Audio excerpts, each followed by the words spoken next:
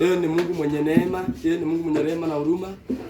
Yeye ni Mungu mwenye fadhili na hakuna aliye kama yeye. Amen. Yeye huwaita wote wanaomtafuta kwa haki na kweli. Amen. Wale wanaomwabudu ndani ya roho na kweli. Amen. Yeye ni Mungu kwao na ni baba kwao. Hivyo wasikia na kuwasaidia na kuwakomana kuwafungua. Katika jina la Yesu Kristo.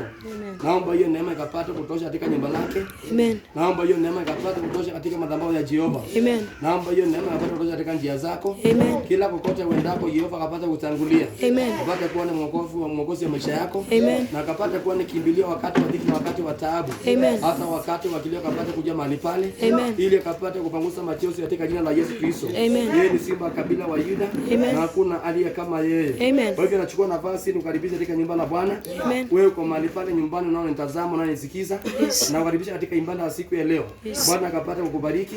Bwana akapate kutia nguvu. Amen. Bwana akapate kusaidia. Amen. Kuanzia siku ya leo. Yes. Maisha yako isikuwe vile ilivyokuwa tena. Amen. Maisha yako ikapate kubadilika. Amen. Maisha yako ikapate kuwa maisha ya baraka. Yes. Ikapate kuwa maisha iko na utukufu. Amen. Ikapate kuwa maisha iko na wema ambao ndani yake. Amen. Na ni katika jina la Yesu Kristo mwana wa Mungu. Amen. Na useme na Yesu asikie na atende. Bwana Yesu asikie na atende. Na useme na Yesu asikie na atende. Bwana Yesu asikie na atende. Siku ya leo ni siku ya one on one. Amen. Ama ni mbanda ile nafanyanga kwa ajili ya kuombea watu. Amen. Kulingana na mahitaji yao kama vile wanavyohitaji mahali pale. Bwana Yesu apewe sifa. Amen. Kwa hivyo kabla nikapata kuingia katika line ya maombi, naomba tu nikapate kuzungumza maneno machache kupitia maandiko matakatifu. Maana yake Daudi anasema neno lake Mwenyezi Mungu ni taa la miguu yangu. Bwana Yesu apewe sifa. Wakati wowote unapolisoma neno la Mungu, wakati wowote unapolitafakari katika kinywa chako, katika mawazo yako, Amen. ile neno inakuva mwangaza katika maisha yako. Bwana Yesu apewe sifa. Giza haiwezi kutawala katika maisha yako, na hata giza haiwezi kutawala katika huduma lako.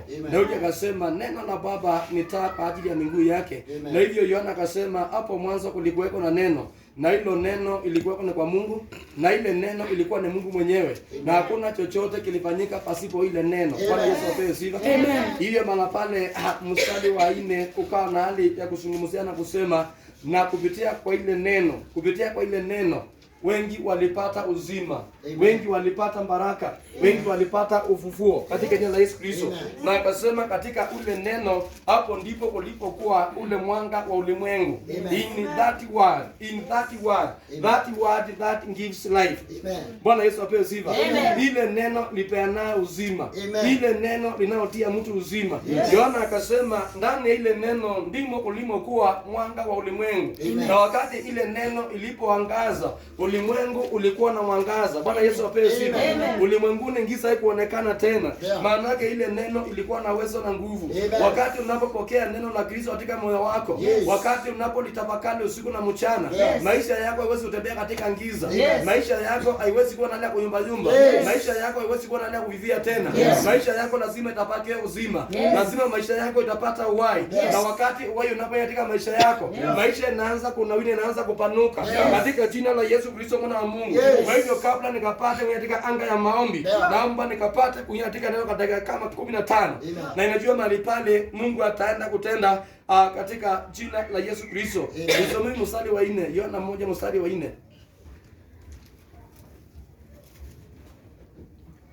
Ndani yake ndimo ulimokuwa uzima. Ndani yake ndimo ulimokuwa uzima. Na ule uzima ulikuwa nuru ya watu. Na ule uzima ulikuwa ni nuru ya watu. Nayo nuru yang'aa gizani. Nayo nuru inang'aa gizani. Wala giza alikuiweza. Wala giza alikuweza ile nuru tena. Bwana Yesu apewe sifa. Amen. When you receive this word, yenye nasungumusa kwa moyo wako siku ya leo. Amen. Ndani ya moyo wako kunaenda kuingia mwangaza. Bwana Yesu apewe sifa.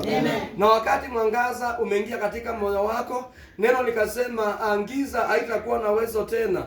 Giza haitakukalia tena. Bwana Yesu apewe sifa. Giza haitakungandamiza tena. Giza ni nini mahali pale? Haleluya. Giza kama tunapozungumza katika hii neno, wakati mwanadamu alipotenda dhambi pale mwanzo, the Bible says alipungukiwa na utukufu wa Kristo. Hivyo maana pale wakati ile utukufu ulikwisha kuondoka, giza likatawala juu ya mwanadamu. Bwana Yesu apewe sifa. Sasa Yohana anasema wakati unapomkumbali Yesu katika maisha yako, ile giza ilikuwa imekufunika maana pale inatoweka. Kwa hivyo giza inatokana na shetani. Bwana Yesu apewe sifa. Maana shetani ndiye alileta giza ulimwenguni. Mwanzo hakukuwa na giza, mahali pale kulikuwa na nuru. Maana mwanadamu mwanzoni mahali pale alikuwa anaongea na Mungu kama tunavyoongea siku ya leo. Bwana Yesu apewe sifa. Mwanadamu mahali pale alikuwa anatembea na Mungu. Mwanadamu mahali pale walikuwa wanasemezana na Mungu ana kwa ana. Bwana Yesu apewe sifa. Lakini wakati shetani alikuja akajaribu mwanadamu, akaondoa mwanadamu katika uwepo wa Yesu, hapo ndipo giza ilichukua usukani. Bwana Yesu apewe sifa. Lakini maanake Mungu alipenda ulimwengu, hakutaka ulimwengu kaa katika giza milele. Bwana Yesu apewe sifa. Alitamani ulimwengu ukapate kuona nuru. Hapo ndipo alipomtoa mwana wake wa pekee, ili atakayempokea akapate kupokea uzima katika maisha yake. Bwana Yesu apewe sifa. Akapate kupokea mwangaza katika maisha yake, akapate kupokea nuru katika huduma lake, asije maana pale akatembelea katika giza tena. Kwa hivyo wakati unapomkumbali Yesu katika maisha yako, wakati unapomkumbali Yesu katika huduma lako, wakati unapokumbali Yesu katika nyumba lako, ile nyumba itakuwa na giza tena. Ile nyumba inaenda kupokea mwangaza, ile nyumba inaenda kupokea uzima, ile nyumba inaenda kupokea baraka za Bwana, na zile baraka zinaenda kuwa ni baraka za kudumu. Wengi wametamania kwa shetani, wakaenda kutafuta baraka kwa shetani, lakini zile baraka hazidumu. Mpendwa, wakati unaopokea Yesu, wakati unaokumbali Yesu, wakati unaomuinua Yesu katika maisha, katika huduma lako, maisha yako inapata uzima, maisha yako inapata uhai, maisha yako inapata kunawiri, inapata kuendelea, inapata kupanuka, inapata kuongezeka, inapata utukufu ambao ni utukufu wa Yesu Kristo. Bwana Yesu apewe sifa. Yohana akasema ile giza haingeweza kushinda tena. Maanake ule mwanga ulikuwa na nguvu. Ule mwangaza ulikuwa na uwezo. Ulikuwa na uwezo wa kushinda shetani. Ulikuwa na uwezo wa kushinda giza. Ulikuwa na uwezo wa kushinda magonjwa. Ulikuwa na uwezo wa kushinda laana. Ulikuwa na uwezo wa kushinda kifo. Ulikuwa na uwezo wa kushinda ufukara. Ulikuwa na uwezo wa kushinda kila nguvu zote shetani huachilia kinyume na wanadamu wa Kristo. Hallelujah. So when you come in this light, and you allow this light to light unto your paths. Ama katika mapito yako. Hallelujah.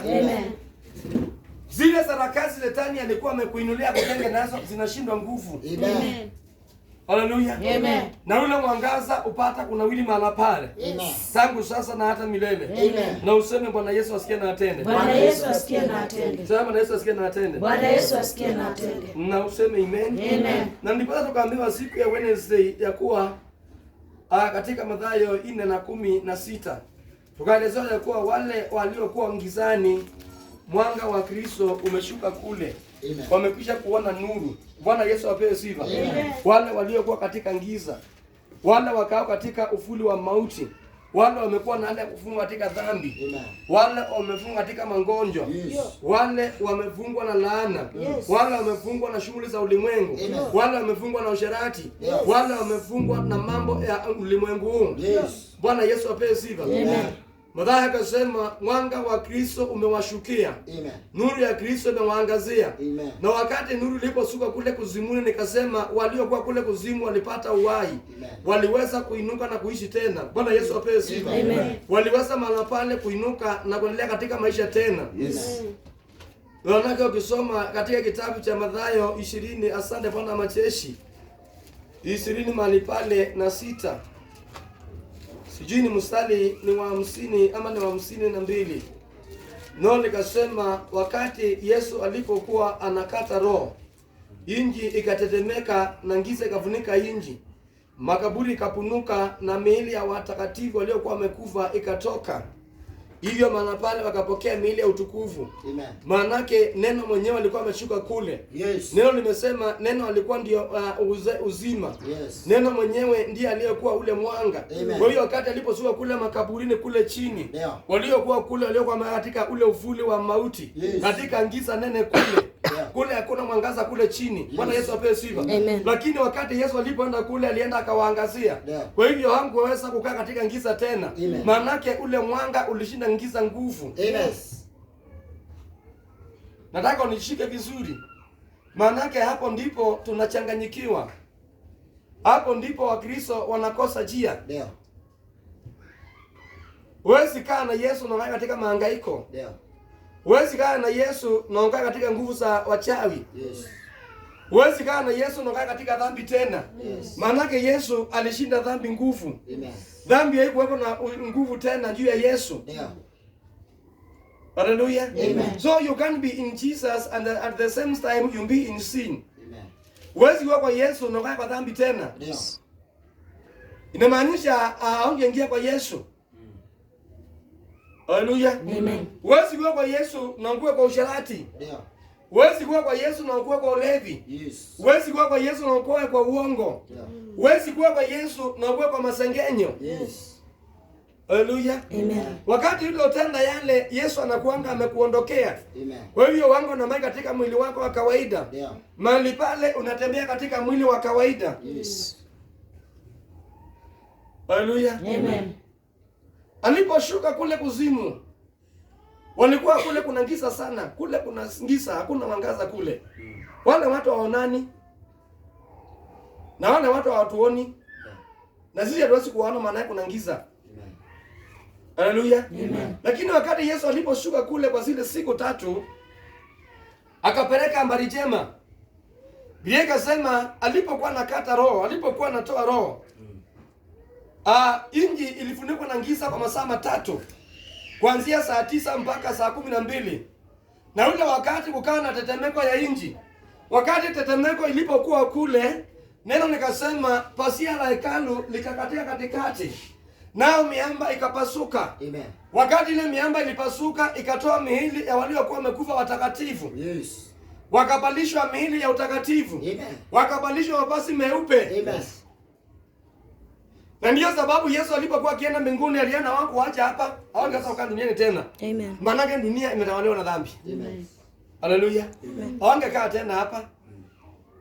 Ilibidi Yesu akienda aende na wao. Amen. Haleluya. Amen. Ilibidi Yesu akienda aende na wao tu. Amen. Maanake hawangeweza kukaa katika ulimwengu wa dhambi. Yeah. Haleluya. Amen. Ulimwengu wa nini? Wa dhambi.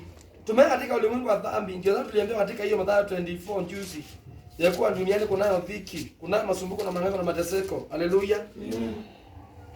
Na tukaambiwa mahali pale wakati wetu hapa ulimwenguni ni mchache. We have limited time. Amen.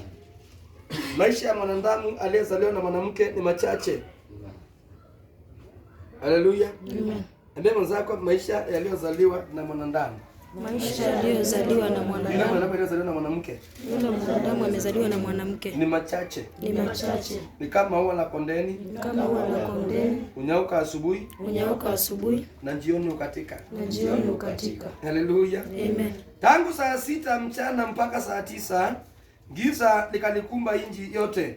Namo saa 9 Yesu akalia kwa sauti kubwa, Eli Eli lama sabakthani. Maana yake Mungu wangu, mbona umeniacha? Lakini wale waliosimama pale waliposikia hivyo wakasema, anamuita Eliya. Mmoja wao akakimbia akachukua siponji, akachovya katika siki, akaiweka juu ya mwanzi akampa anywe. Wengine wakasema, acha tuone kama Eliya anakuja kumwokoa. Basi Yesu akalia tena kwa sauti kubwa akakata roho. Hapo pasia la hekalu likapasuka vipande viwili toka juu mpaka chini. Inji ikatetemeka, miamba ikapasuka. Makaburi yakafunguka na watu wengi wa Mungu waliokufa wakafufuliwa. Nao baada ya kufufuka kwake wakatoka makaburini wakaingia katika mji mtakatifu, wakaonekana na watu wengi katika jina la Yesu Kristo. Bwana Yesu apewe sifa. Amen. Haleluya. Amen. Alipoenda kule Yesu aliwapelekea wale walikuwa wametutangulia habari njema. Na Biblia inasema waliopokea zile habari njema walipata ule uzima. Kwa hivyo hangeweza kukaa kule makaburini tena. Amen. Makaburi haingeweza mahali pale kuashikilia tena. Makaburi ilibidi ikapata kuachilia. Amen. Manake walipokea habari njema. Amen. Wakati mpendo unapokea habari njema, dhambi haiwezi kushikilia tena. Yes. Magonjwa haiwezi kukaa kwako tena. Yes. Laana haiwezi kukaa juu yako tena. Yes. Bwana Yesu apewe sifa. Amen. Lazima itakubali kukuachilia. Yes. Biblia inasema walipopata zile habari njema, walipoona ule mwangaza wa Yesu Kristo, Yeah. hawangeweza kukaa kule tena. Ilibidi tu akapata kutoka, akapata kuchomoka. Yeye kasema walipochomoka, naye Yesu alipokuwa akitoka, akatoka na akapaa pamoja nao kule mbinguni. Maanake hawangeweza kukaa hapa duniani tena, maanake dunia ni mahali pamekuwa na dhambi. Benda, wakati umeokoka lazima ukumbali kujitenga na dhambi. Lazima ukumbali kujitenga na wale watu wanatenda dhambi. Lazima wapate kujikubali kujitenga na wale watu watendao maovu. Maanake watendao maovu njia zao hazikuonekana machoni pa Bwana, bali njia za watenda haki zilipatikana. Zaburi akasema hivyo. Bwana Yesu apewe sifa. Kwa hivyo wakati unapokaa na wale watu watendao dhambi, unahesabiwa hukumu moja na wao. Maanake watakusirikisha ile dhambi. So watu wangekubalisha kukaa hapa. Maanake dunia ni dunia ya dhambi. Wangerudi katika dhambi tena. Na ile dhambi ingewameza. Ile dhambi ingewaua. Haleluya. Maanake dhambi ndio huleta kifo. Dhambi ndio inaleta magonjwa. Dhambi ndio ilizaa laana. Dhambi ndio ilizaa kuhangaika. Dhambi ndio ilizaa masikini. Dhambi ndio ilizaa kuonewa. Dhambi ndio ilizaa kukataliwa. Dhambi ndio ilizaa haya mambo yote mwanadamu anapitia siku ya leo. Na nimetumwa siku leo mpaka kapata kuambia, kapata kuongopa dhambi, kapata kumcha Mungu peke yake. Na wakati utakapomcha Mungu, Mungu atakaa ndani yako. Na wakati Mungu atakaa ndani yako, utajiri wa mbinguni utakuja ndani yako. Bwana Yesu apewe sifa. Uzima unaokaa kule mbinguni utashuka ndani yako. Na wakati ule uzima utashuka ndani yako, hautakaa katika anga ya kifo tena. Utakaa katikati ya nchi ya walio hai. Na Mungu wetu sio Mungu waliokufa, bali Mungu wetu ni Mungu walio hai. Maanake wale wamekufa, Ayubu akasema hawezi kusikia tena. Wale wamekufa hawezi kuomba. Wale wamekufa hawezi kumsujudu Bwana. Wale wamekufa hawezi kumsifu. Bali walio na mwili, walio na uhai ndani yao, hao ndio wako na uwezo wa kumwimbia Jehova. Hao ndio wako na uwezo wa kumsifu Jehova. Hao ndio wako na uwezo wa kuja katika hekalu la Jehova, wakapata kumtumia, wakapata kumwabudu. Kwa hivyo Ayubu akasema hao ndio wale Mungu uangalia usiku na mchana.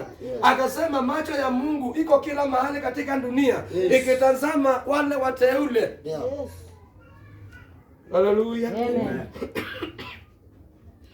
Wakati uko hapa, macho ya Mungu iko hapa inakuona. Amen. Bwana Yesu apewe sifa. Amen. When you are here, macho ya Mungu inakuona. Wakati unatembea, macho ya Mungu inakumulika. Amen. Hata wakati unatenda dhambi, bado macho ya Mungu inakuangazia. Amen. Inakuona tu. Yes. Na ndipo maandiko yanasema wakati unatenda dhambi kuna malaika anakuja na kukwambia wacha hii. Amen. Hii ni mbaya. Lakini malaika wa shetani mwanake yake anakuja anataka kutenda dhambi, anakuambia hapana, tenda. Amen. Hii ndio mzuri. Fanya hivi utafanikiwa. Fanya hivi utajulikana. Fanya hivi utakuwa na ushujaa. Anakusukuma utende dhambi. Lakini malaika wa Mungu anakuwa mpole. Amen. Tuliambiwa juzi, jifunzeni kwa Yesu.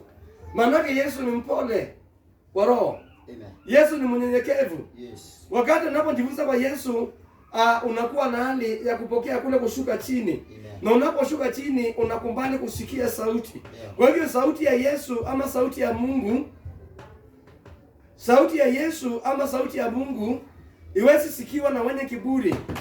Iwezi sikiwa na wenye kujiinua. Yes. Iwezi kusikizwa na watu wenye mahali pale wanathamini masomo yao. Yes. Wale watu wanathamini pesa zao. Yes. Wale watu wanathamini kazi zao. Yes. Wale watu wanathamini kwa ajili ya nguvu zao. Yes. Inaweza tendeka mahali pale. Uwezi kusikia sauti ya Yesu. Haleluya. Amen. Sasa yule malaika anakuwa ni mpole. Anakuambia usiende hapa. Anakuambia chat. Mwambie hai, naona mwambie hai. Mambo inaanza. Haleluya. Amen. Anakuambia mulisia kwa wapi? Uko wapi? Chukua dakika 5 tupiga magoti uombe. Utaki kuomba. Malaika wa shetani anakuambia ile kipindi inakuja pale next ndio kipindi mzuri sana mahali pale. Kwanza ukianza ukiingia kwa maombi ile kipindi itakupita. Sasa shetani anakuambia ngoja kwanza uone kipindi, baada ya kipindi utaomba. Ile mahali pale anajua utaomba, atakufinya utaomba. Bwana asifiwe sana. Amen. Zinapingana. Hizi sauti mbili zinapingana. Na watenda maovu usikiza sana sauti ya Shetani. Maana yake ndio iko na ile kitu anahitaji. Ndio zangu mmoja akasema njia endao uzimani ni pana. Ni pana nani? Nyembamba. Haleluya. Ni ile nyembamba. Lakini endao kule kwa Shetani ni ile njia pana. Haleluya. Amen. Ile njia pana. Shetani atakuonyesha chips, atakuonyesha kuku, atakuonyesha kwenja, atakuonyesha soda, atakuonyesha kwenda Uhuru Park, atakuonyesha kwenda kukaa kule kwa njia, na kwenda kwa bridge, atakuonyesha kutembelea mwenzako, mpike mshene. Maana njia yake ni pana, iko na mambo mengi, iko na starehe mingi. Njia kwenda kwa shetani. Lakini njia kwenda kwa Mungu haina starehe. Amen. Haleluya. Haina nini? Starehe. Haina starehe. Hiyo njia ni nyembamba. Hapa njia unajifinya pale, upitie pale, utoshie pale. Na ukishatoshea, ukishatoboa. Njia ya kwa mahali pale umeingia kwa paradiso. Amen. Haleluya. Amen. Umeingia wapi? Paradiso. Kwa paradiso. Wewe kubali ukiwa hapa duniani ukapata kufinywa. Ndio. Maana kwa nao vinywa hapa duniani, jua baada ya maisha hapa duniani kutakuwa na uhuru. Amen. Kutakuwa na kusherekea. Ndio. Kutakuwa na kumshangilia Bwana. Kutakuwa na kumwimbia Jehova. Kutakuwa na kumtukuza Bwana. Lakini hapa duniani kuna kumtukuza shetani. Haleluya. Amen. Tukaambiwa njusi matendo ya mwili ni dhahiri, umbishana matendo ya roho. Na matendo ya mwili ndio upisha utangulia matendo ya roho. Maana yako na nguvu, maana yako yako mbali. Sasa matendo ya roho inarudi nyuma. Haleluya. Amen. Inakaa nyuma tu. Yache utende vile unavyohitaji mahali pale. Mstari wa 51 ukasema hapa, hapo pasia la hekalu likapasuka vipande viwili, toka juu mpaka chini, nchi ikatetemeka, miamba ikapasuka. Haleluya. Amen.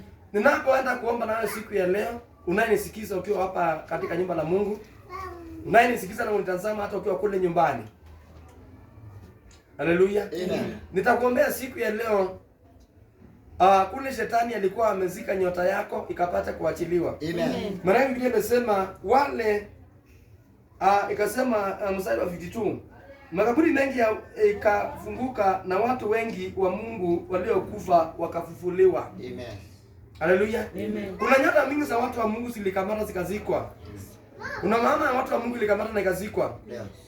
Haleluya. Amen. Kuna watu walikamatiwa baraka zao na zikazikwa. Kuna watu walikamatiwa afya zao zikazikwa. Ndio. Ukavalishwa mwili usio wako. Yes. Kuna watu ndoa zao zilinaswa na shetani na kazika. Ndio. Kuna watu kazi zao zilinaswa na shetani. Wako na kazi zile lakini shetani alinasa na zile kazi akazika. Ili wale watu wasije wakazipata wa Mungu. Wale watu wa Mungu wasije mahali pale wakasifurahia. Shetani akazika kule chini. Shetani akazika kule chini. Sasa wakati Yesu alipoenda kule chini, inji ikatetemeka, makaburi ikapasuka, miamba ikapasuka, mahali pale ikafunguka. Ikabidi zile baraka zikapata kufunguka, zikapata kuachiliwa. Amen.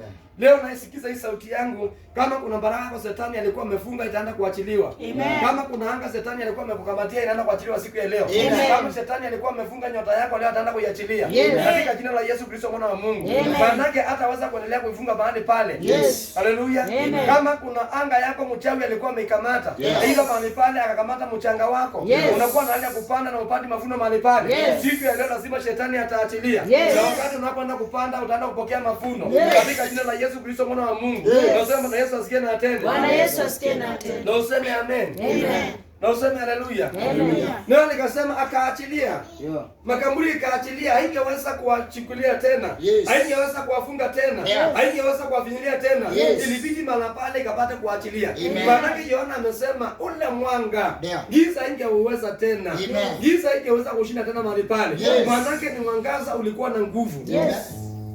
Hallelujah. Amen. So when Jesus comes in your body, Ndio. those bondages have to be katakatali. Yes. Nini? Katakata. Zile vifungo hizo vinarolo. Yeah. Nataka nipate vizuri. Yes. Ngoni Lebeka ama ni Nilika? Lebeka. Lebeka kwa anakuja. Lebeka anaona nini? Anakuja.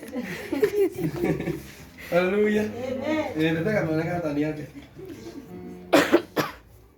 Haleluya. Amen.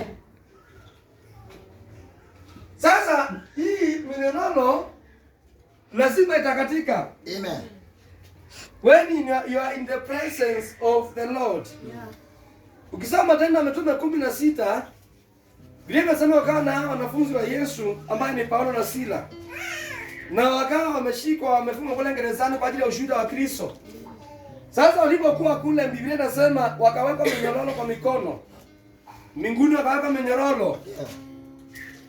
Haleluya. Amen. Milango ikafungwa na ikawekwa vifuli ya chuma. Na baada ya kufungwa, Biblia ikasema yule akaweka walinzi kwa yale malango ili wasije wakatoroka. Yes. Lakini hiyo ingezuia wasije wakafunguliwa. Yes. Maandiko inasema walipokuwa pale wakimwimbia Bwana, walipokuwa pale wakimwabudu Bwana, walipokuwa pale wakimwita Jehova. Yes. Haleluya. Amen. Walipokuwa wapi? Pale wakimwita Bwana. Wakimwita tu kwa kuabudu. Akimwabudu. Ili wajana na ndizi za abunuosi. Manake watu wako na ndizi za abunuosi. Haleluya. Ndemo zao wajana na ndizi za abunuosi. Chana na hadithi za abunuosi. Anza kusikiza sauti ya Mungu. Anza kusikiza sauti ya Mungu. Haleluya. Amen. Anza kusikiza nini? Sauti ya Mungu. Anza kusikiza sauti ya Mungu. Naye Mwenyezi Mungu atakusaidia. Amen. Maana kuna watu wako na sauti za abunuosi. Hebu uliza mwenzako unasikia sauti ya nani? Unasikia sauti ya nani? Anakuambia aje? Ha? Ya Mungu. Ha? Unasikia sauti ya Mungu. Ha? Unasikia sauti ya Mungu. Uwezi kusikia sauti ya Mungu na useme ati kuna udhaifu unakuja kanisa. Sisi na maombi. Hiyo ni sauti ya shetani ya abunuosi. Uwezi kuwa unasikia sauti ya Mungu na useme ni mgonjwa kaa kwa nyumba na Mungu ndiye anaponya. Nyumba iponyangi. Amen. Haleluya. Amen. Neno linasema njooni kwangu enyi mlemeona msumbuka na mizigo mizito, nami nitawapumzisha. Yesu akasema njooni kwangu. Yesu hakusema muende hospitali. Yeah. Haleluya. Amen. Ha? Yes. Wewe nilihubiri juzi wengine wanaambia wanaenda kwa dawa hospitali. Haile hatuko wasaidia. Amen. Ha? Juzi. Amen. Haleluya. Amen. Nikahubiri mwingine alikuwa anajifanya kwa nyumba pale pale. Anataka kukaa pale kwa nyumba tu hapo ike mshene. Haleluya. Amen. Akasikia kisusi. Kisusi kinaitwa nini kisusi? Kisungusungu. Sasa mwili ukaisha nguvu. Haleluya. Amen. Akajaribu kupiga simu ndoke mahali pale akasema akapanda kanashika kanachukua kamera basi. Sasa hawezi chukua.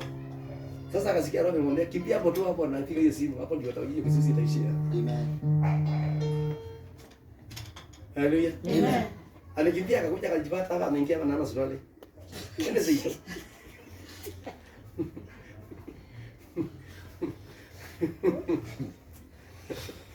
Leo anajifanya kwa nyumba. Hiyo nilikuwa nasoma ile neno. Njooni kwangu mnaolemewa na mnaosumbuka na mizigo mizito. Naye Bwana atawapumzisha. Naye anaelewa hapa nyumba tu. Naye anaelewa. Hiyo neno limevia bana kwa nyumba tu. Nikamwambia hapa kuna msaada wako. Yeah. Hapa kuna nini? Msaada wako. Hapa kuna msaada wako.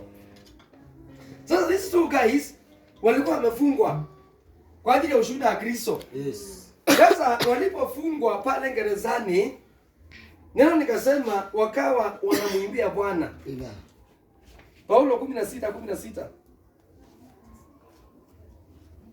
Haleluya. Na nasema hivi, siku moja tulipokuwa tunakwenda mahali pa kusali, msichana mmoja aliyekuwa na pepo mwenye uwezo wa kuungua alikutana nasi. Msichana huyo alikuwa anawapatia matajiri wake fedha nyingi kwa uongozi wake. Basi huyo msichana alimfuata Paulo na sisi akipiga kelele na kusema, hawa watu ni watumishi wa Mungu mkuu, watangazieni njia ya wokovu. Akawa anafanya hivyo kwa siku nyingi. Hata siku moja Paulo akasirika, akamgeukia na kumwambia huyo pepo na kuamuru kwa jina la Yesu. Haleluya. Amen. Mstari wa 22 unasema hivi, kundi la watu likajiunga likawashambulia, na wale mahakimu wakawafua nguo zao kwa nguvu, wakaamuru wapigwe viboko. Baada ya kupigwa sana wakatiwa ndani, na askari wa gereza akaamuriwa kuwaweka chini ya ulinzi mkali. Kutokana na maagizo hayo, huyo Askari aliwaweka katika chumba cha ndani kabisa cha gereza na kuifunga miguu yao kwenye nguzo. Karibu na usiku wa manane, Paulo na Sila walikuwa wakisali na kuimba nyimbo za kumtukuza Mungu, huku wafungwa wengine wakiwa wanasikiliza. Ghafla kulitokea mtetemeko mkuu wa ardhi ambao ilitikisa misingi ya gereza. Mara milango yote ikafunguka na minyororo iliyowafunga hao wafungwa ikaachana. Askari wa gereza alipoamka na kuiona milango ya gereza imefunguliwa, alidhani kwamba wafungwa wote walikuwa wametoroka, na hivyo akachoma upanga wake akataka kujiua. Lakini Paulo akakata sauti akakubwa, usijidhuru mwenyewe, kwa maana sisi sote tuko hapa. Amen. Bwana Yesu apewe sifa. Amen. Mwanzo tunasikia Yesu ameenda kule kukatetemeka, makaburi kapasuka, Amen. miamba ikapasuka. Yeah. Ngai. Wainuka vizuri. Amepata kibali class level. Nenda kwa promotion. Sasa alikuwa anataka kwenda 1, ameingia 1. Amepita mtihani. Haleluya. Amen. Amepita nini? Mtihani. Ameshapita mtihani. Haleluya. Amen. Mwambie akuja hapa. Hiyo sana hapa ina neno yake. Hiyo neno sasa ni Yake. ndio sasa anayepa anaambia watu kwenda kule. Shetani kalolo hawezi kupanda ukae. Shetani hawezi kupanda fanya nini? Hawezi kupanda ukae hapa. Sasa hiyo neno ni yake nasikia namchoma. Sasa hiyo pepo haitaki kukaa. Manake sasa Biblia inasema nini? Huyu mama alikuwa anafuata Paulo na wale wanafunzi wengine. Akaona jinsi walivyokuwa wanatenda miujiza. Akaona jinsi walivyokuwa wanaponya. Amen. Akaona jinsi walivyokuwa mahali pale wanakemea mapepo inatoweka. Yes. Sasa ile pepo ikaungua ikasema, kweli hawa ni watumishi wa Mungu aliye juu. Amen. Wanatangaza habari njema za Yesu Kristo. Yes. Pepo ikashuhudia ya kuwa wanatangaza habari njema za Kristo. Kristo. Pepo ikashuhudia Amen. ni watumishi wa Mungu aliye juu. Mm. Sasa yule mama akawa anawafuata kila wakati, ananena yale maneno. Amen. Sasa Paulo akakasirika, akaingeukia, akaikemea. Yes. Akaiambia pata kumondokea yule mama. Amen. Sasa yule mama alikuwa anafanya kuungoma na kuungua, ni muunguzi. Eh? Muunguzi nani? Mwanguzi. Eh? Mwanguzi. Eh? Wautaji ndio, wana wautaji wa ndoto. Alikuwa anaotea matajiri. Na akiwaambia wanaenda hiyo kwa wanapata ule utajiri. Haleluya. Alikuwa anawaanguzia hizo vitu. Mnasema aje kama? Mnasema aje? Sasa mjifanya. Mama, nyanya hapa alikuwa anafanya kazi. Ni wako ni ando yao. Sio anafanya hivyo. Mbona anasema? Si ndio mama alikuwa anafanya hivyo. Yes. Alikuwa anawatolea hizo unabii za uchawi. Haleluya. Sasa wengi wakajipatia utajiri upita kwake. Wengi wakatajirika. Sasa wakati ile pepo ilikemewa ikaondoka, wale matajiri wakakasirika, maana sasa wako na mahali pengine pa kutoa utajiri. Sasa wakapeleka vitina kwa wakuu wa makuhani. Wakawashtaki Paulo na Sila. Mpendwa, wakati uko na Yesu utashtakiwa. Wakati unatembea katika ukweli, watu watakusingizia. Watu watakunena maovu. Watu watakuonea. Bwana Yesu apewe sifa. Watu watakuonea. Watu watakuonea. Watu watakunenea.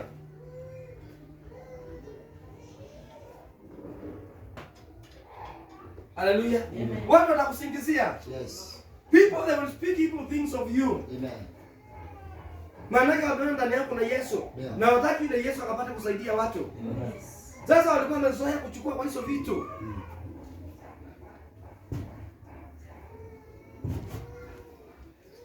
Tukaambiwa juzi wasingiziaji, wale wanaosingizia wale wengine hawataingia katika ule ufalme. Hawataingia kwa hiyo inji. So hawa watu wakasingizia watumishi wa Mungu. Unao watu wakati utasimama watakusingizia. Watu watakunena maovu. Watu watakunena mabaya. Haleluya. Watu watakuonea. Watu watakudhiaki. Yes.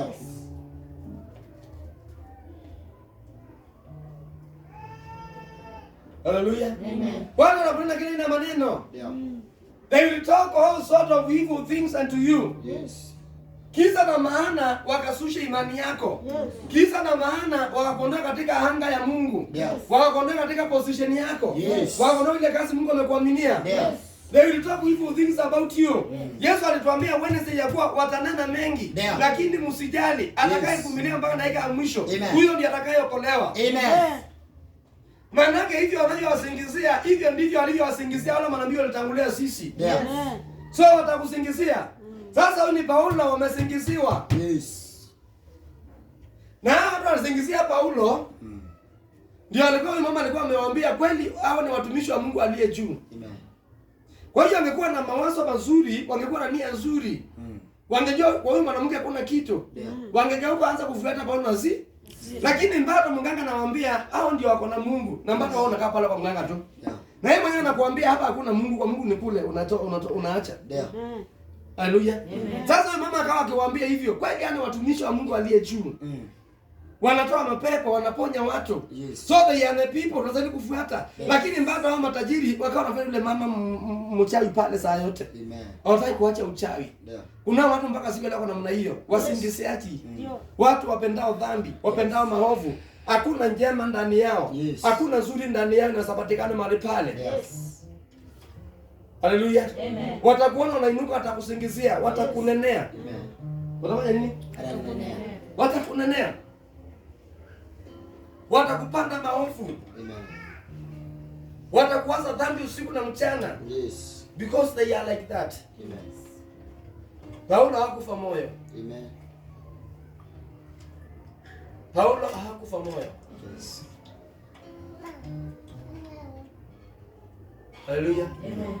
Wewe sasa Paulo hakufa moyo. Paulo hakufa moyo. Alizidi kutabiri habari njema. Alizidi kutabiri habari njema. Haleluya. Watakusingizia. Wakwambia tu yundume mbure. Ndio. Watakwambia ni rafiki ya mchungaji Yes. ili kufe moyo. Amen. Watakwambia unajipendekeza kwake ili kufe moyo. Yes. Na by the way nikajua watu kama wale ukikuta mtu mwenye anaweka kama yule, ndio huyo mtu alikuwa na hiyo nia. Haleluya. Alikuwa nini? Na hiyo nia. Na sasa wakati yeye alishindwa kupenya, sasa kama singizia wengine wasipenye bila alishindwa. So atakusingizia. Maana yake alijaribu mahali pale apenye ikashikamana. Sasa hao watakasingizia Paulo. Paulo wakachukuliwa wakatolewa wenye mbele ya watu. Amen. Wakahukumiwa wakapigwa mijeledi. Amen. Kuna watu watakuona ukifanya kazi katika nyumba la Mungu wakuonee wivu. Yes. Wakusingizia wakunenee. Yes. Haleluya. Amen. Watakunenea. Watakuita kila ina majina. Yes. They will call you all sort of names. Amen. Maanake kuna kitu ameona ndani yako. Yes.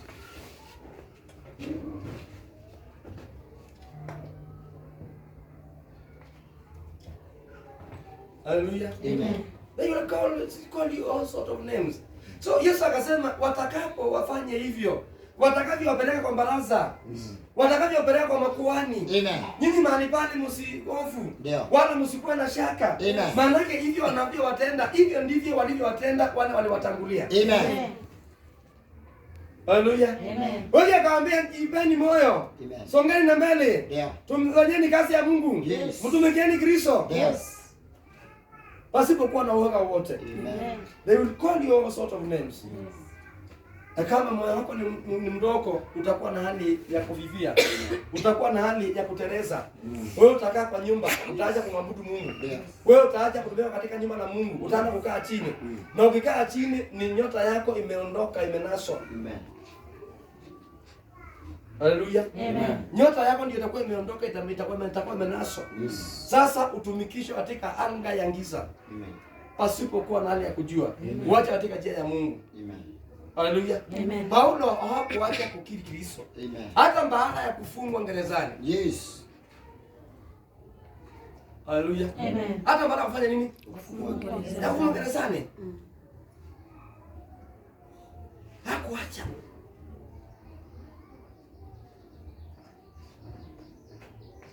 Wakati mmoja na mmoja kanifurahisha. Haleluya. Amen. Alikuwa na uchungu sana. Akaniambia anaambiwa yeye anaombanga na mapepo. Haleluya. Amen. Anatoanga huduma yake na mapepo. Ana Roho Mtakatifu ndani yake, anatumikishwa na roho mchafu. Haleluya. Amen. Na anahudumu hapo madhabahu. Sasa anakejeliwa, unahudumu na mnakani wewe sasa na mapepo na kutumikishanga ndani kwa kanisa. Haleluya. Amen. Sasa akawa na uchungu. Na mimi nilipokuwa nikiomba Mungu nikamwambia yeye ndiye mjinga. Pepo hazina shida. Haleluya. Amen. Pepo hazina nini? Shida. Pepo zinaongea every sort of thing. Zinaongea na pepo. Mapepo inaongea wapi? Zinaongea hapa. Every itaongea. Mapepo itaongea kila kitu. But the final say, the final word ni wewe. Haleluya. Amen. Oh, was the final say. Jehovah's the final say. Oh, was the final say. Jehovah's the final say. Turns my life around. Jehovah turns my life around. He makes a way where there is no way. Jehovah's the final say. Turns my life around. Jehovah turns my life around. He makes a way where there is no way. Jehovah. Kama unajua unamtumikia Yesu, wataongea, Amen. watanena. Yes. Na kama unakaanga watu wananani juu yako, hauna Yesu ndani yako, tafuta Yesu. Amen. Kama hujai neno siku moja na wewe umeokoka, hauna Yesu, tafuta Yesu kumaanisha. Haleluya. Amen. Kama uko ndani ya Yesu na hujaitwa malaya, tafuta Yesu, wewe hauna Yesu my friend. Yes. Mbona usikio umeitwa malaya? Yeah.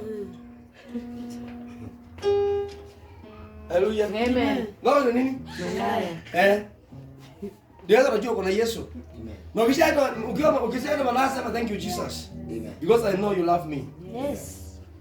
Haleluya. Amen.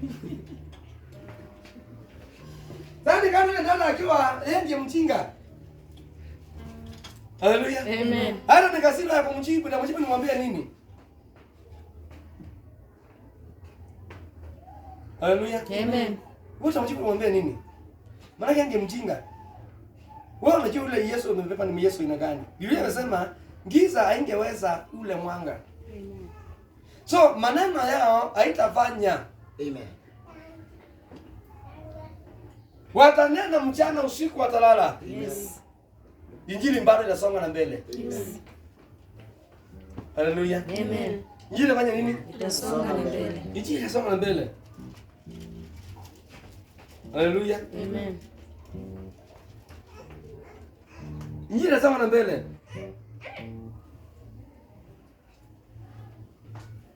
Na nikasema walipokuwa pale waliendelea kwa maombi.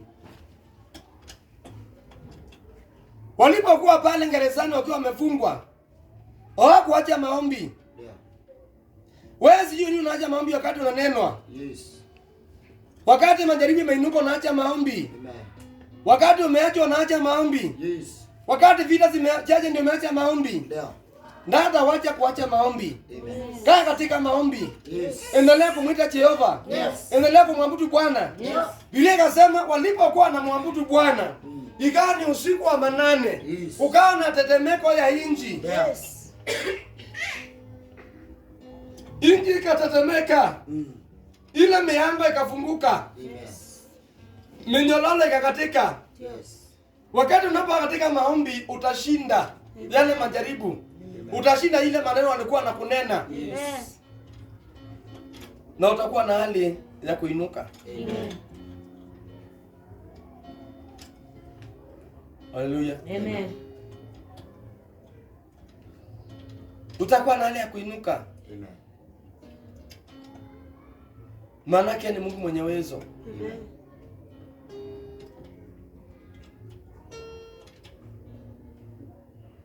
Haleluya. Amen. Maana yake ni Mungu mwenye uwezo. Wakawasingizia tu akawanena. Niko bado nalisha katika hiyo neno. Sijui ni nani hapa ako na hii kidonda.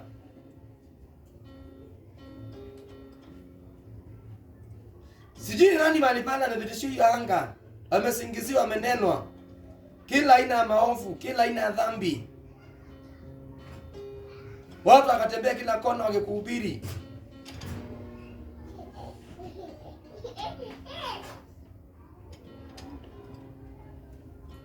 Haleluya. Amen.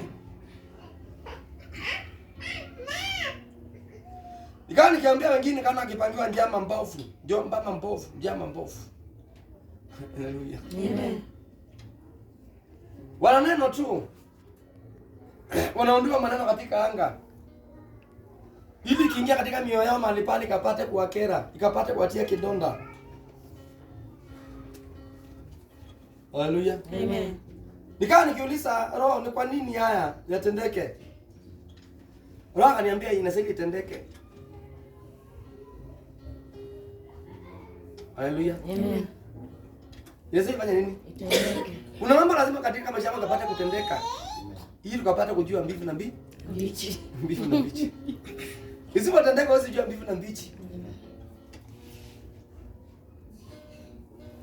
Haleluya. Amen. Sasa walikuwa na menyololo. Wakawa pale wamefungwa na milango imefungwa. Na walinzi wamewekwa pale. They prayed a lot. Waliomba sana. Yesu amesema katika Mathayo 26 mstari wa 40 na 8.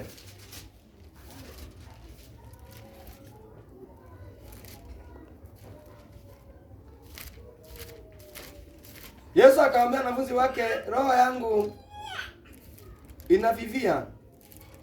Roho yangu inachoka. Haleluya. Amen. Kifo inanitafuta.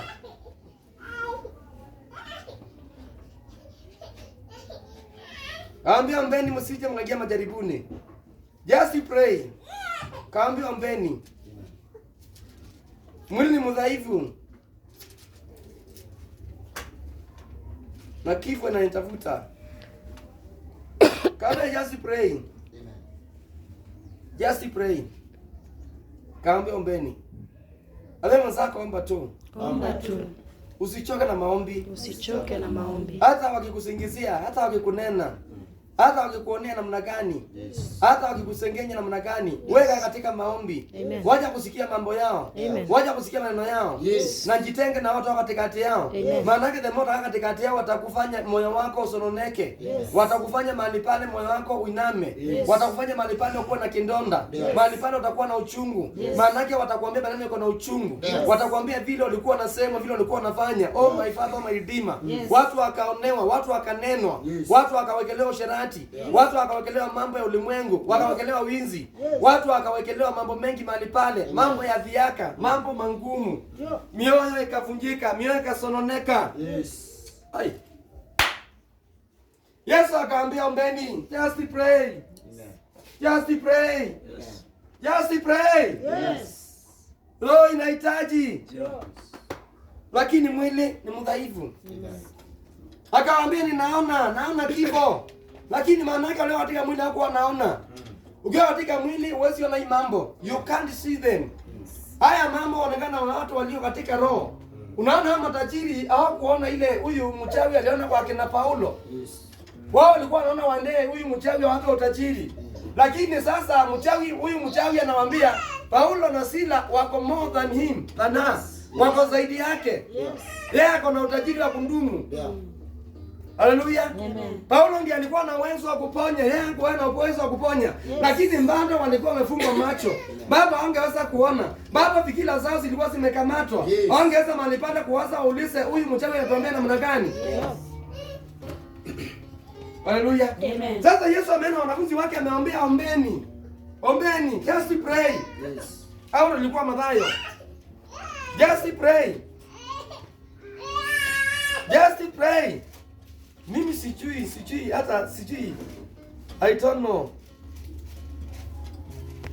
Nasikia masaa imeisha na hata sijahubiri. Haleluya. Amen. Sijafanya nini? Sijahubiri. Sijapeana ujumbe wa siku ya leo. Lakini acha nipeane ujumbe wa Mungu, ndio wa muhimu sana. Amen. Haleluya. Amen. Ule nilikuwa nao sio wa maana sana kuliko wa Mungu, maana yake Mungu ndiye anapeana hii. Amen. Haleluya. Amen.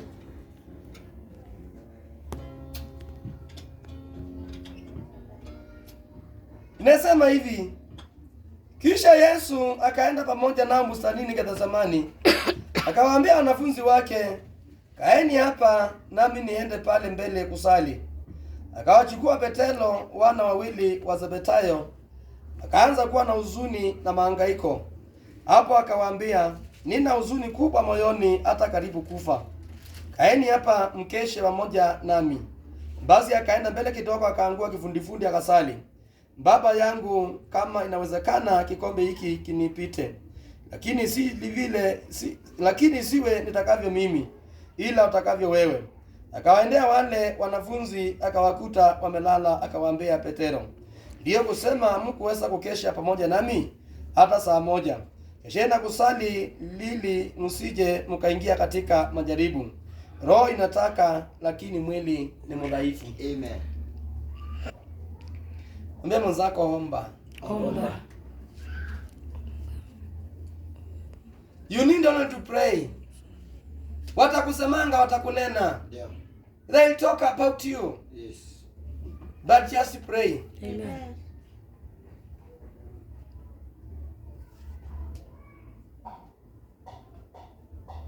Just pray. Amen. Sasa huyu dada alikuwa anatembea. Alikuwa anatembea tu akipotosha watu. Yes. Vile wengi siku hizi wanatembea akipotosha watu. Yeah.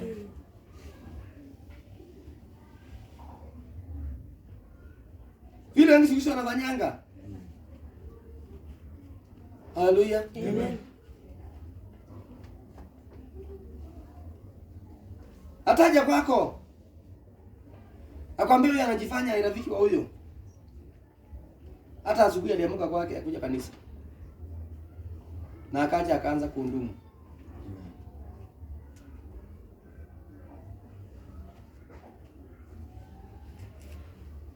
It's just do like that. Wakejeli moyo wako.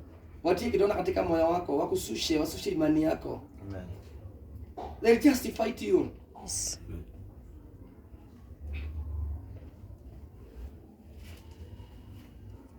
They'll justify to you. Amen.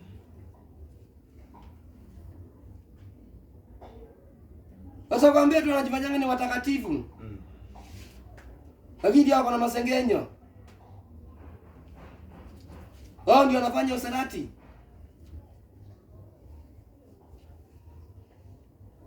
Just pray. Amen. Usiende kuuliza, usijiulizie. Yes. Hiyo naongea hapa tu itakufikia mahali huko. Wewe uko nyumbani unatazama huko mahali hapa itakufikia tu. Amen. Lakini nimetuma nikuambie omba, utalipata tu katika masikio yako. Yeah. Waswahili wanasemanga aje? Ukiona vyaelea jua Vimeundwa. ha? Vimeundwa. Na kama ziko pale zinachemshwa. Haleluya. Ukienda upata ziko hapa jua Inachemshwa. Ziko hapa kwa nyumba zinachemshwa. Haleluya. Amen. Sasa Yesu amemwambia moyo wangu unahangaika. Sasa hiyo Yudasi alikuwa ameshachomoka. Aenda akachitaki Yesu. Na alikuwa yeye ndiye alikuwa anabeba ile kikapu ya sadaka. Yeye ndiye alikuwa anabeba kikapu. Lakini alikuwa pale akiwa na Yesu tu. wanatembea na Yesu na wanafunzi wale wengine 11. Yes. Lakini alikuwa ni msaliti. Yeah. Alikuwa shetani anamtumikisha. Yes. Kuna watu wanakaa na shetani anawatumikisha ili wakusaliti. Yes. Ili wasaliti huduma yako. Yes. Ili wasaliti ndoa yako. Yes. Ili wasaliti watoto wako. Yes. Kuna mtu pale nyumbani anakungojea. Mm. Akwambia mzee kutoka kazini alienda na huyo, alikuwa anaingia na huyo. Mm. Asaliti tu mahali pale. Yes. Maana yake ameonea ndoa yako wivu. Amen. Maana yake ameonea huduma yako wivu. Yes. Ameonea kazi yako wivu. Anakungoja tu akusaliti. Mm. Yudasi alikuwa pale tu anajifanya na chondo tu. Sasa hata kuna Yesu. Mm. Haleluya. Amen. Hakuna Yesu pale. Yeah. Hakuna Yesu. Mtoto wa mama amesamehewa dhambi ya kwanza, hana dhambi, mtoto mzuri. Yes. Anatembea na Yesu. Yeah. Ako pale. Mm. Lakini yeye ndiye msaliti. Yeye ndiye muuaji. Yes. Kuna watu wanatembea na wale wauaji. Yeah. Na usipojaa na wao watakuua. Yes. Wanafanya nini? Wataniua. They will kill you. Yes. They are laughing with you but they are killers. There. Wao ndio wanamaliza ndoa yako. Yes. Wao ndio wanamaliza watoto wako. Yes. Wao ndio wanamaliza huduma yako. Yes. Wao ndio wanamaliza biashara yako. Yes. Wanamaliza kazi ya mikono yako. Yes. Lakini wanakuchekesha kila wakati. Yeah. Nimetuma nikwambie achana na wao. Yes. Tengana na wao. Yes. Toka katikati yao. Yes. Because they will kill you. Yes. Hallelujah. Amen. They will kill you. Mm. Ndio sababu na Paulo amekemea huyu mama, maana anajifanya. Mm. Anajifanya. There. Haleluya. Anajifanya ni watumishi wa Mungu aliye juu na waliye hai. Yeah. Sasa ile wako na Paulo. Sasa akitoka pale anaenda kuangua baba. Yes. Haleluya. Amen. Sasa Yesu akachukua Petero na Yohana na Yakobo. Akaenda na wao faragani mlimani, akawaambia kaeni hapa. Nami niende mbele kidogo nikapate kusali. Yes. Maana yake moyo wangu unafadhaika. Amen. Moyo wangu unaungua. There. Yes.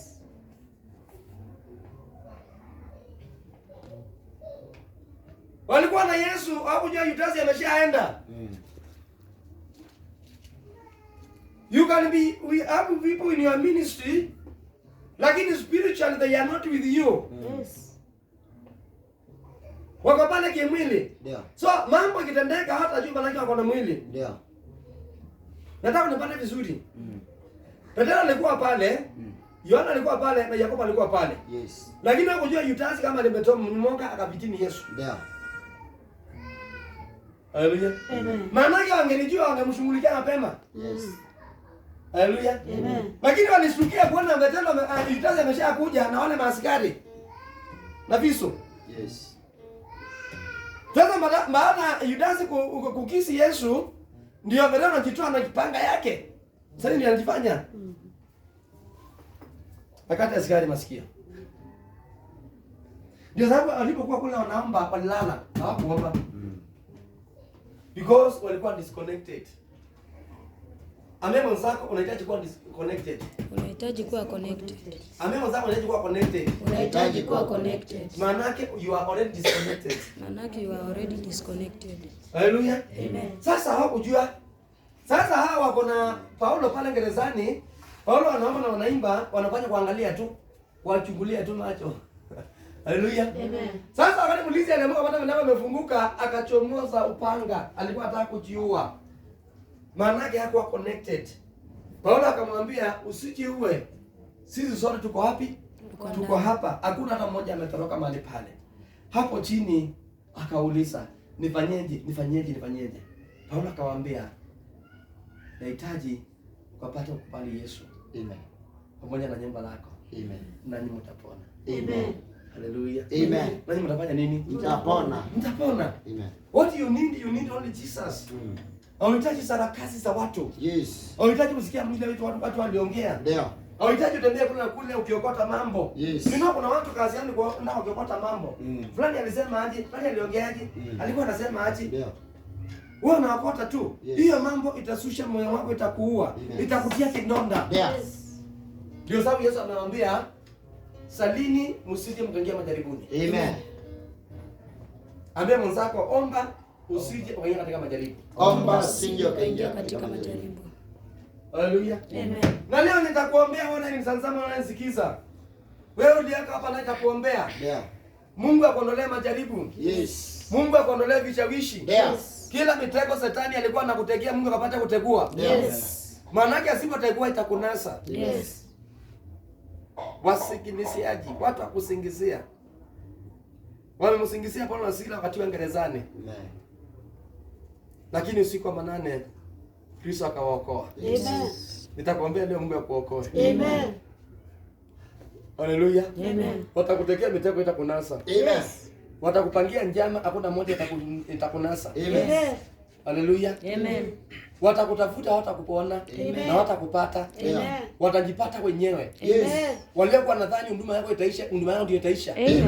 Walio nadhani ndio yako ndio itaisha, ndio zao zitaisha. Amen. Walio wanadhani mahali pale utafuta kazi au ndio utaacha kazi. Walio wanadhani mahali pale unatoka katika huduma. Yes. Wao ndio wanatoka watakuacha mahali pale. Amen. Na wataacha ukiendelea. Yes. Na huduma yako itapanuka. Yes. Huduma yako itanawiri. Yes. Huduma yako itainuka. Yes. Huduma yako itaendelea. Yes.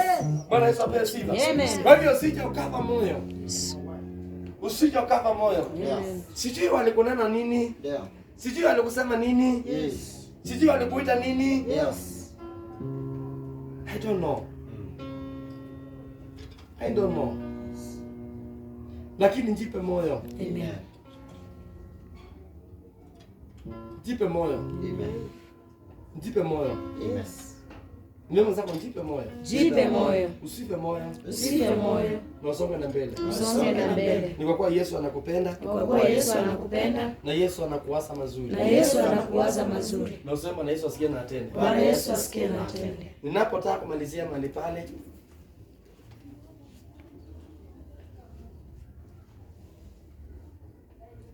nataka nikapate kumaliza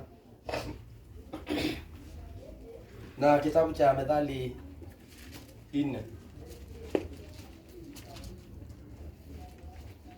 Kitabu cha Methali 4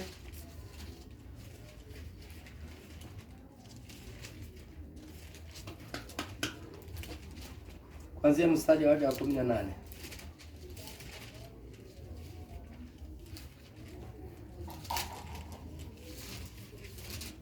mpaka 26.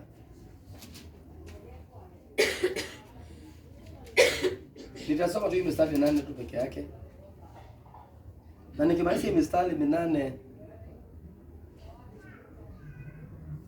na hiyo wiki yote nikisukumwa kuombea watu uregesho. Manake watu wengi wameshakuwa na hali ya kutolewa katika position zao kwa ajili ya dhambi.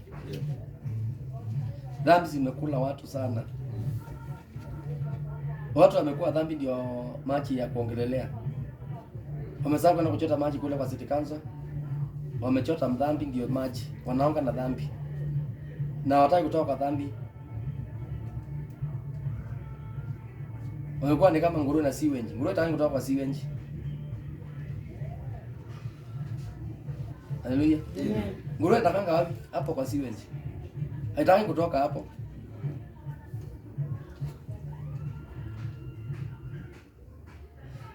Sasa na hisi roho akinisukuma watu tukapata kutubu sana. Manake nikawa nikirekesha sana. Nikawa hiyo sauti tu. Hakuna ajaye siku, hakuna mtu ajaye saa. Watu watubu. Warudi katika njia za Mungu. Waache katika dhambi, watoke katika dhambi. Manake watu wamependa dhambi sana. Hawataki kumpenda Mungu. Watu hawataki kupenda Mungu. Ndio sababu wako na hizi shida zote. Nikasikia roho akinihimiza mahali pale, kama naombea watu niwaombee toba, niache kuombea mambo mengine. Manake dhambi ndio inafanya watu wasibarikiwe. Dhambi ndio imefunga milango ya watu. Yes. Ati nikaeleza watu kiacha dhambi tu tumrudie Mungu. Ati hiyo tunahitaji tutapokea yote. Amen. Na hiyo ambayo tutakaa katika dhambi bado tutakaa katika kuhangaika. Lakini watu wataki kuacha dhambi. Nataka mnisaidie wale mnaombanga. Sasa kusikuwa na watu wa kuona, kusikuwa watu wa kuota ndoto. Nataka mnisaidie tu kwa maombi tu, watu tu watoke katika anga ya dhambi, watoke katika anga ya utakatifu.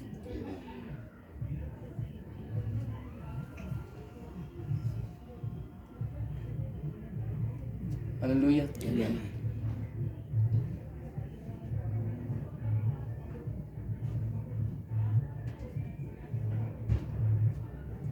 Huwezi kumtumikia Mungu ukiwa mwizi. Huwezi kutumikia Mungu ukiwa mfisadi. Huwezi kutumikia Mungu ukiwa msharati. Huwezi kutumikia Mungu ukiwa wewe ni mtu wa masengenyo. Huwezi kutumikia Mungu ukiwa mahali pale wewe huwezi kuwa na hali ya kuheshimu wale wengine. Huwezi kutumikia Mungu ukiwa wewe sio mtu wa kupenda. You can't. Yesu alituachia amri moja tu katika ile nilisoma juzi tu.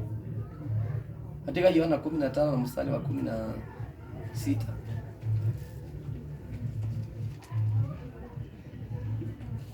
Yesu anataka tukapate kupendana. Yesu anataka tukapate kuchukuliana mizigo. Yesu anataka tukapate kuwa na hali ya kuombeana. Yesu anataka tukapate kuacha dhambi. Tuliambiwa Sunday ya kuwa shoka limewekwa tayari chini ya mti ili kapate kukata ule mti usiozaa matunda mazuri. Kuna watu katika huduma wanazaa maovu. Nilikwambia juzi kuna mtu akikuombea lazima utatawanyika, utaona mabaya. Nilikwambia kuna mtu utakaa na yeye alipata ukaa na mikosi kila wakati. Na mbato hamtaki kuachana na watu. Mbato mnafuatana na watu kila wakati. Unajua huyu mtu ako na mikosi ndani yake. Na unakubali kukaa na yeye, unakubali kuongea na yeye, unakubali kushirikiana na yeye mahali pale. Paulo aliwaambia Wakorintho, msinguse kilicho najisi, tokeni katikati yao, ameni kwao, mkajitenge na wao, maana yake watawanajisi. Mungu anahitaji watu wako na unajisi. Mungu anahitaji watu walio watakatifu, watu wanaomtafuta katika haki na kweli. Bwana Yesu apewe sifa. Amen. Wewe nisaidieni kuombea watu wakapate kuacha dhambi, wamekataa dhambi, wamekwama katika dhambi. Watu hawataki kuachana na dhambi. They don't want. Hawataki.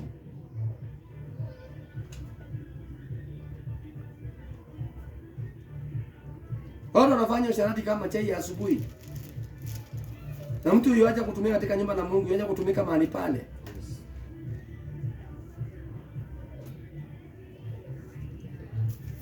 Kwanza hiyo sharati imelemea watu sana. Kwanza watenda huduma, watenda kazi katika nyumba la Mungu wamelemewa kabisa. Hawataki kutoka katika hiyo anga. Hawataki kuacha uongo. Hawataki kuacha vitina. Hawataki kuachana na wivu. Hawataki kuachana na masengenyo. Wako pale tu, hata ukiambia atoke. Ndio sababu nikawa nikiletea mahali pale. Wengi wanapitia mapito. Wengi wanapitia mangumu. Sio ati Mungu hataki kusikia maombi. Mungu anasikia maombi, lakini dhambi ndio inafanya wakae mbali na Mungu. Dhambi ndio inafanya wakae mbali na baraka. Dhambi ndio inafanya wakae mbali na hicho kitu wanachoombea. Na ndipo sasa unaona wengi wako na hasira. Wengi wako na kisirani. Sababu dhambi imewatawala. They don't want to leave sin. Nimetuma nikwambia acha dhambi mpendwa. Amen.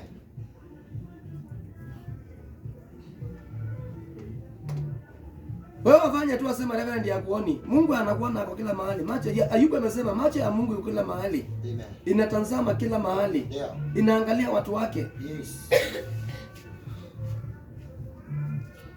The eyes of the Lord are everywhere. Ayubu anasema hivyo.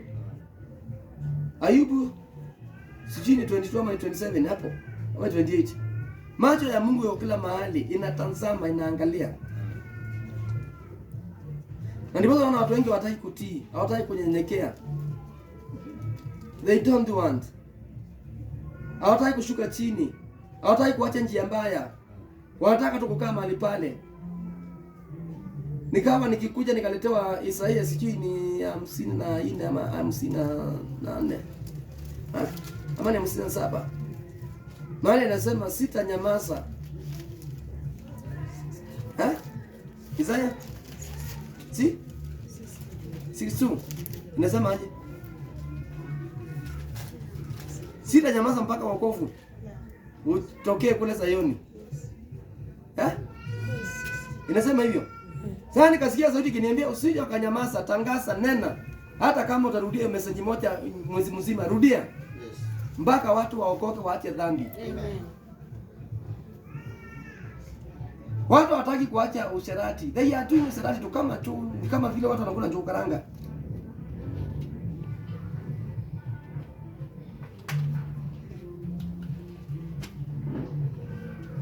Haleluya. Amen.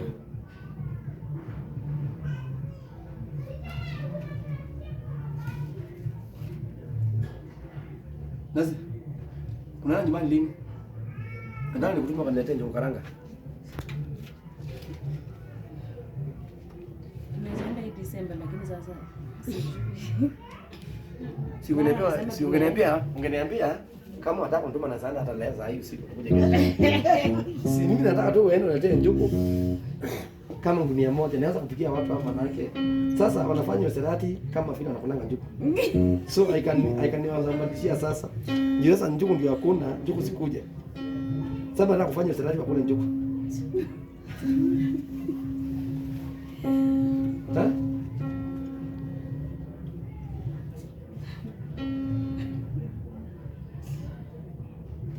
Unafanya nini? Unatafuna kutafuna. Leo uko na huyu, kesho uko na huyu, jioni uko na huyu, kesho uko na huyu. Ukikaa mchache unakuja na huyu, anakupikia kisi hapo kwa mabati, unaingia kwa kanisa. Ukitoka unapata mwenye mmoja, unamshika mkono mnaanza kwenda nyumbani. Ukifika kwa kaburi mnaachana mikono, kuna yule anakuja jioni usiku kuja kutembelea bwana mkule ungali na yeye.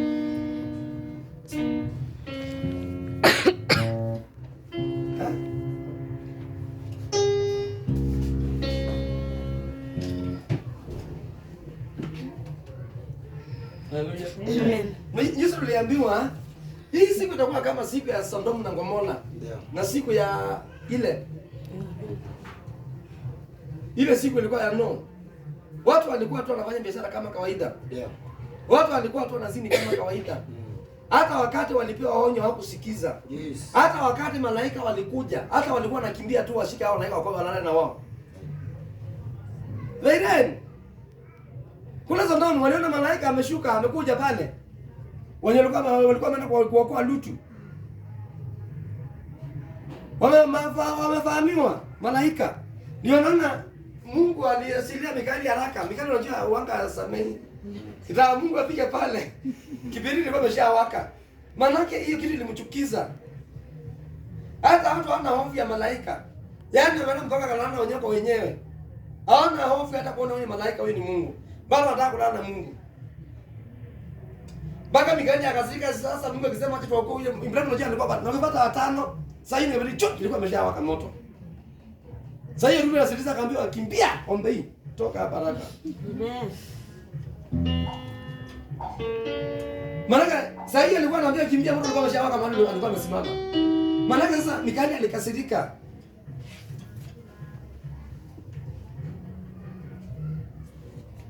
Ni wakati wa kuomba. Ni wakati wa kuomba. Dunia inapotikizwa, natangaza ni wakati wa kuomba. Basi nikwambie ukitaka kujua kitu, wacha kufuata hawa watu. Hapo ndio unaona unakufia saa yote. Ndio sasa hauwezi kucheza hiki kitu. Wacha kufuata hawa watu. Chezanga vile unasikia roho anakupeleka.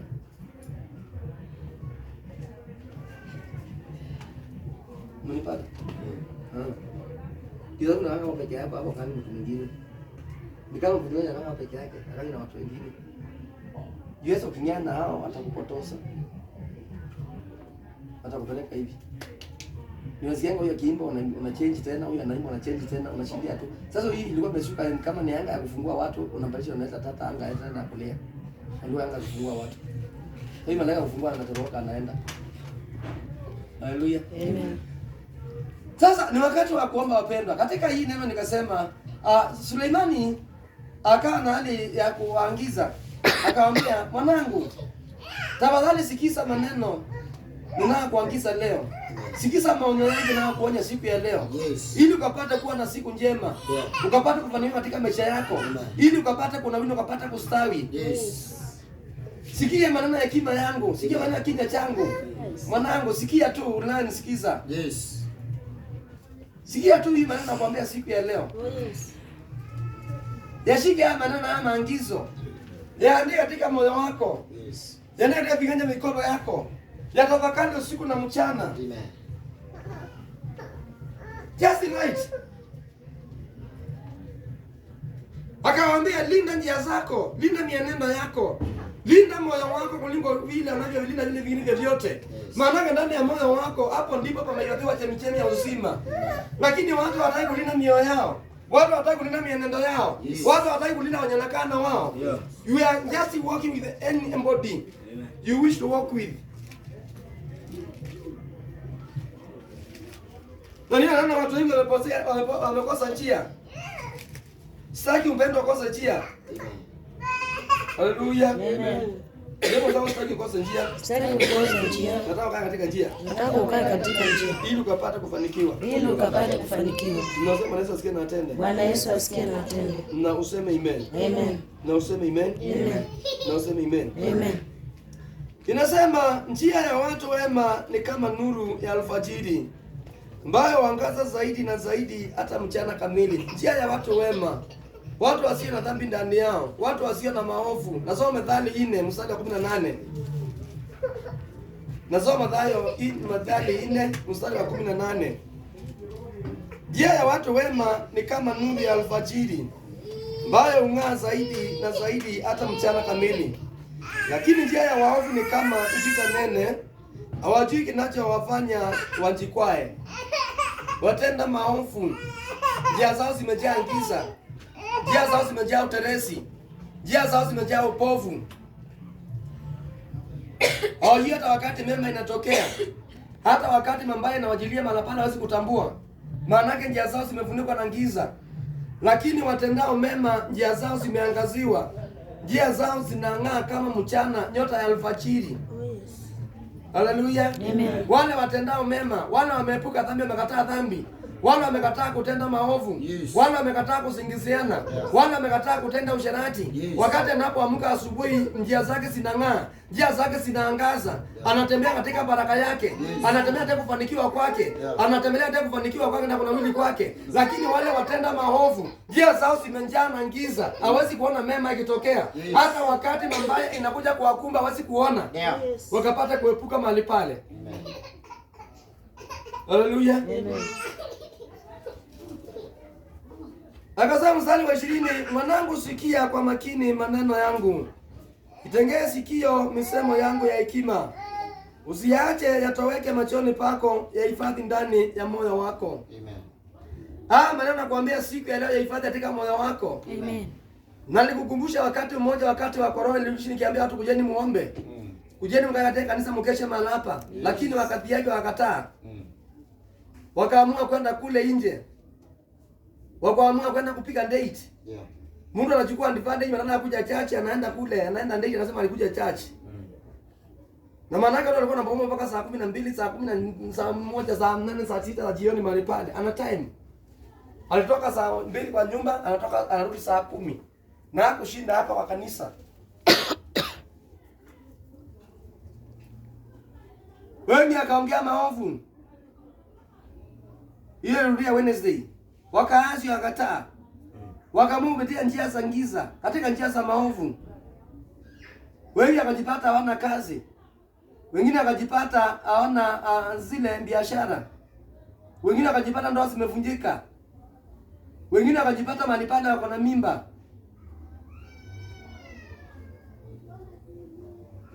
Haleluya. Maanake walifuata njia mbaya, walifuata njia za giza, walifuata njia za waovu, hawakufuata njia za wenye haki. Amen. Hawakufuata njia za watendao mema. Hizo ndio unafuatia tu zitakunasa. Amen. Haleluya. Amen.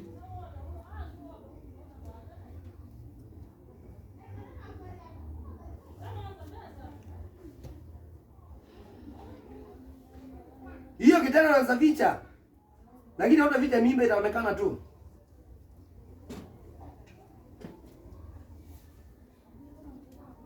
Hata ukitoa tu tunajua tu. Hapo utakuwa unatolea na mtu atakuona ukitoa. Na hiyo maneno itasambaa kila kona, itasikika.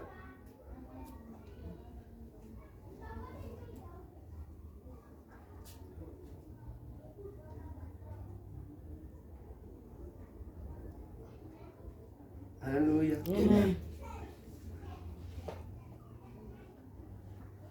Tuliishi na siku za wanalika hapa kanisa hizo wakati wa corona, siku ya Wednesday. Wakaja kafika mahali wakaambiwa wanatumia vibaya na alipewa wakati.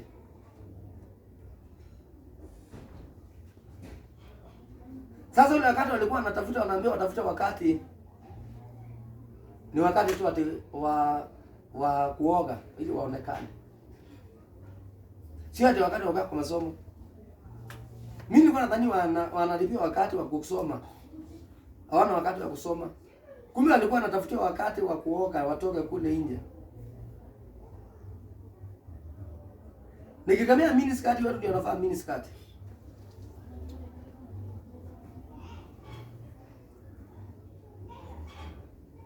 Haleluya. Amen.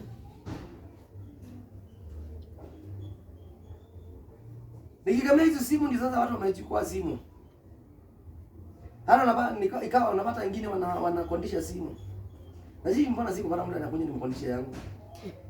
Mimi wanakondisha kila siku 1000. Just imagine watu wanakondisha na simu, mtu wa chat. Watu watumiane picha. Watu wapeane date. Na ni wakati wa kuja kutafuta Mungu. Sulemani akasema njia ya watenda maovu iko na giza. Iko na utelezi ndani yake. Lakini watenda mema njia zao zitang'aa, njia zao zitameremeta. Amen. Zitakuwa kama nyota ya alfajiri. Yes.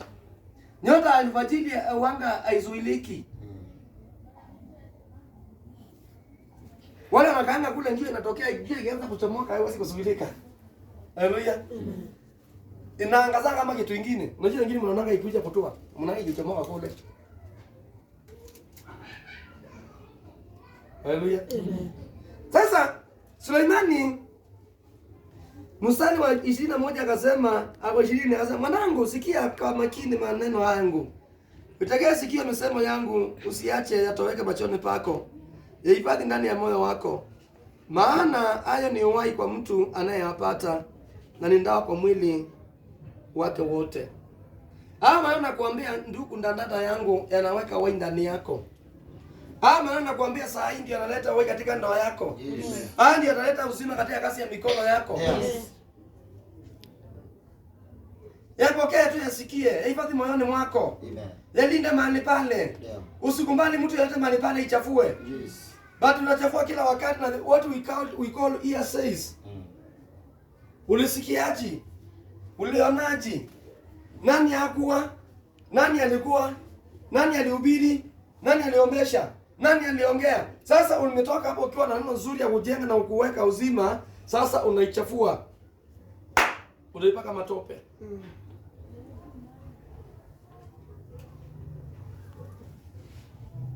Haleluya. Amen. Unapaka matope. Sasa Sulemani akasema, mwanangu yahifadhi, mwanangu yalinde, mwanangu yatunza katika moyo wako. Yataleta uhai katika maisha yako. Yatakuwa ni dawa katika mwili wako wote.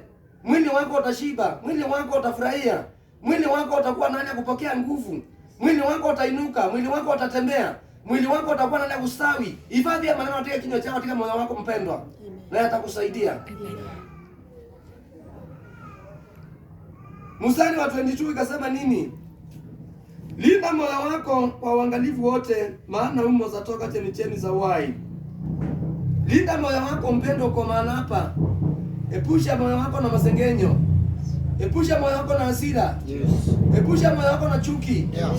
Epusha moyo wako na wivu. Yes. Epusha moyo wako na uongo. Usinende uongo ndani ya moyo wako. Amen. Wachana na chuki. Wachana na vitina. Yes. Wachana na kusingizia. Yes. Umwanga Mathayo 5 alituambia nini? 19. Watendao mambo kama yale hawataridhi. Hawataingia katika ule mji. Maana yake ni mji mtakatifu. Wagalatia 5:18 inasema hivyo, 19. 18. Watendao mambo kama haya hawatarithi mji ule. Amen. Hawataingia paradiso. Yes. Hawataingia.